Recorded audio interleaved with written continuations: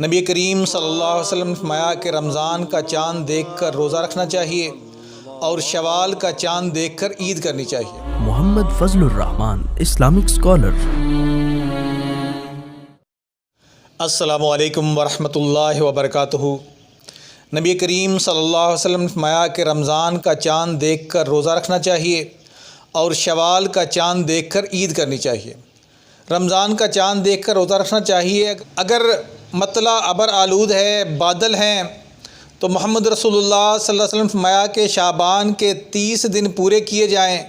اسی طرح شوال کا چاند دیکھ کر عید کرنی چاہیے۔ اگر مطلع ابر آلود ہے، بادل ہے، رمضان کے 30 دن مکمل کرنے کا حکم محمد رسول اللہ صلی اللہ علیہ وسلم نے دیا ہے۔ چاند کے متعلق ایک مسلمان کی گواہی کافی ہے۔ ابن عمر رضی اللہ تعالیٰ فرماتے ہیں کہ لوگوں نے چاند دیکھنے کی کوشش کی، پس میں نے محمد رسول اللہ صلی اللہ علیہ وسلم کو خبر دی کہ میں نے چاند دیکھ لیا ہے، تو رسول اللہ صلی اللہ علیہ وسلم نے روزہ رکھا اور لوگوں کو روزہ رکھنے کا حکم فرمایا۔ اسی طرح رسول اللہ صلی اللہ علیہ وسلم نے 2 دیہاتیوں کے کہنے کے اوپر کہ محمد رسول اللہ صلی اللہ علیہ وسلم نے روزہ رکھا ہوا تھا، تو دیہات سے 2 صحابہ آئے اور کہنے لگے، اللہ کے نبی علیہ الصلاۃ والسلام، ہم نے تو چاند دیکھ لیا ہے۔ اللہ کے نبی علیہ الصلاۃ والسلام نے صحابہ کو افطار کرنے کا حکم دیا اور فرمایا کہ اگلے دن صبح عیدگاہ پہ جمع ہو جائیں، وہاں پر ہم نے عید کی نماز پڑھنی ہے۔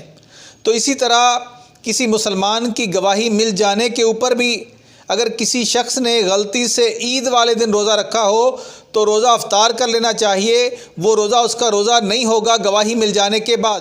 اگر چاند کے متعلق کوئی یقینی خبر نہ ہو تو محمد رسول اللہ صلی اللہ علیہ وسلم نے شک والے دن کا روزہ رکھنے سے منع فرمایا ہے۔ اللہ تبارک و تعالی ہمیں صحیح معنوں میں قرآن و حدیث سمجھ کر اس کے اوپر عمل کرنے کی توفیق عطا فرما دے۔ السلام علیکم ورحمۃ اللہ وبرکاتہ۔ بہترین صدقہ جاریہ حاصل کرنے کے لیے اس ویڈیو کو لائک، کمنٹ اور شیئر کرنا مت بھولیں۔ محمد فضل الرحمان کے آفیشیل یوٹیوب چینل کو سبسکرائب کیجیے۔